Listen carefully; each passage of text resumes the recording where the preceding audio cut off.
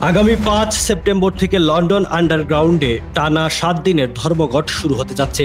এতে প্রতিদিন লাখো যাত্রী যাতায়াতের সমস্যায় পড়বেন বলে ধারণা করা হচ্ছে। ধর্মঘটের ডাক দিয়েছে টিউব ইউনিয়ন RMT।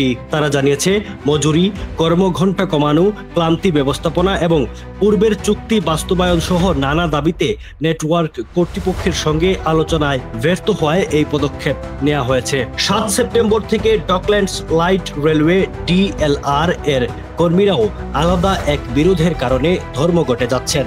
এতে লন্ডনের পুরো পরিবহন ব্যবস্থায় বড় ধরনের অচলাবস্থা তৈরি হতে পারে বলে আশঙ্কা করছে সংশ্লিষ্ট মহল। RMT মহাসচিব এটি ডেম্পসি বলেন, আমাদের সদস্যরা দিনের পর দিন কঠিন শিফটে কাজ করছেন, কিন্তু কর্তৃপক্ষ বছরের পর বছর এসব সমস্যা উপেক্ষা করছে। তারা শুধু ন্যায্য শর্ত ও সম্মানজনক কাজের পরিবেশ চান। তিনি আরো জানান, আলোচনা চালিয়ে যাওয়ার ইচ্ছা রয়েছে যেন সংশোধিত প্রস্তাবের মাধ্যমে সমঝোতায় পৌঁছানো যায়।